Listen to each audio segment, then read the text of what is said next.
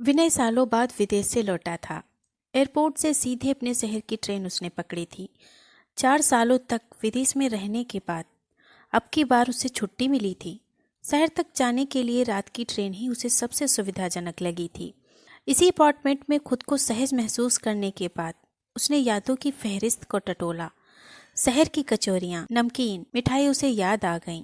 मुंह में पानी आ गया। विदेशों में ऐसा स्वाद कहाँ था, बल्कि वहां तो यह व्यंजन देखने को भी नसीब नहीं होते थे। भूले बिसरे अच्छे बुरे रिश्तेदार, मित्र भी उसे याद आ रहे थे। बड़े दिनों बाद उनसे वह मिलेगा। सुबह जब ट्रेन स्टेशन पर पहुंचने लगी तो माँ का चेहरा उसे सबसे ज्यादा याद आने लगा। छोटा भाई स्टेशन पर लेने पहुंच गया था। दोनों के बीच रास्ते भर बातों का आदान प्रदान हुआ। घर पर माँ प्रतीक्षा कर रही थीं। बड़े बेटे को देखकर आंखों की चमक चौगुनी हो गई। माँ ने उसके नहाने धोने के बाद आराम करने को कहा। विनय थका हुआ भी था, सो जल्दी ही नींद आ गई। बच्चों के शोर से नींद खुली तो दोपहर हो चली थी। दोनों बच्चे बड़े प्यार से ताऊ जी से मिले। थोड़ी बहुत चॉकलेट्स आया था, उनमें बांट दी। दोपहर के लंच के दौरान कई किस्से आदान प्रदान हुए। माँ के हाथ का ढोकला, मक्के के व्यंजन, अचार दोबारा चखने को मिला तो लगा कि अपने देश में जिंदगी कितनी सुकूनदायक है। अपना देश, अपने लोग, अपना खाना पीना। विदेशों में तो दशहरा दिवाली भी अनुमति से मनानी पड़ती है। त्योहार का मजा ही नहीं रह जाता। वहाँ पैसा तो है पर एक अजीब सा खालीपन है। हालांकि वहाँ पर काम करने की जिद भी उसी ने ही की थी। फिर बहन और जीजा जी ने अपने माध्यमों के प्रभाव से उसकी नौकरी लगवा दी थी। पर काम का दबाव बहुत था और आराम, सुरक्षा तथा स्थायित्व तो बिल्कुल नहीं।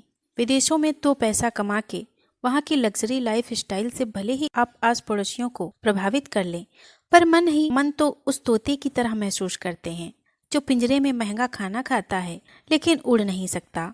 10-15 दिन तो पंख लगा के उड़ गए। बच्चों के साथ वॉकिंग पर जाना, रिश्तेदारों से मिलना, अपने पुराने सहकर्मियों से मुलाकात, कुछ लाइफ इंश्योरेंस के काम। भाई का घर और उसका घर एक ही बिल्डिंग में थे। पत्नी की कभी माँ से बनी नहीं, या यूं कहें कि उसने भी आर्थिक लालच में बनाने की कोशिश ही नहीं की। सो माँ उसके पास कभी नहीं रही। वहीं अपने बीवी बच्चे समेत त्योहारों पर छोटे भाई के घर आ जाता था। माँ के कुछ छुटपुट खर्चों के अलावा समस्त खर्चे, रिश्तेदारों से लेन देन सब छोटे के माथे थे। भाई की बीवी नौकरी पेशा थी, घर दफ्तर संभालती थी। कामकाजी होने के बावजूद भी उसने घर में सामंजस्य रखा हुआ था। विनय माँ की सहनशीलता व कार्यशैली को इसका जिम्मेदार मानता था। माँ बहू को कुछ कहती ही नहीं थी, आगे बढ़कर काम कर देती थी। बाइयों के रहते हुए भी घर गृहस्थी में अनेक काम होते हैं। माँ सभी को साध लेती थी। गेहूं बीनना, अचार बनाना, बड़ियां व चिप्स डालना, यह सारे काम कहाँ बहू से सदते। वह तो ठहरी कामकाजी महिला। उस दिन तो हद ही हो गई। बहू की जोरों की आवाज उसके कानों में पड़ी। वह सुबह बच्चों के टिफिन में ब्रेड पकौड़ा देना चाहती थी और घर में ब्रेड नहीं थी। उसने माँ को कहा कि वह मार्केट में ही थी, बता देती तो ले आती। इतना सुनना था कि विनय को गुस्सा आ गया। इतना शोषण, बेचारी विधवा बेसहारा माँ का यह हश्र। विनय माँ को अपने कमरे में ले आया। उसने माँ से कहना शुरू किया कि बहू उनसे नौकरानी की तरह ट्रीट करती है, उनका शोषण सा हो रहा है। भाई भी कुछ नहीं कहता, पर माँ ने उसे चुप करा दिया। खैर, जाने का वक्त भी आ गया। भरे गले से उसने माँ से विदा ली। लग रहा था मानो माँ को जुल्म सहने के लिए छोड़कर जा रहा हो। माँ ने उसकी मना स्थिति भांप ली। वे बोली कि वह उसकी चिंता न करें, वह छोटे बेटे के साथ खुश हैं।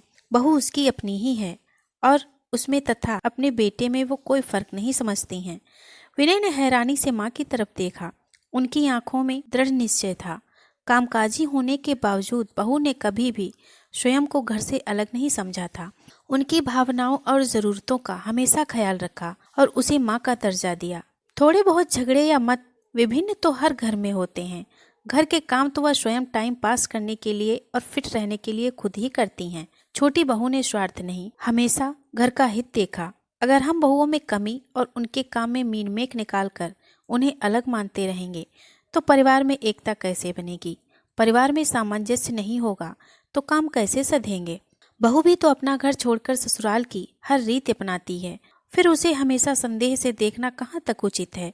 नौकरी पेशा होते हुए भी कभी कामकाज में चोरी नहीं की, घर में बेटी की तरह रही। देर हो रही थी, विनय को जाने के लिए। माँ ने आशीर्वाद दिया तो उनके चेहरे पर तृप्ति थी। विनय माँ के इस मॉडर्न दृष्टिकोण पर हैरान था। दोस्तों, अगर आपको ये कहानी पसंद आई हो तो प्लीज़ इसे लाइक और शेयर करें। अगर आप हमारे चैनल पर नए हैं तो प्लीज़ इसे सब्सक्राइब करें। धन्यवाद।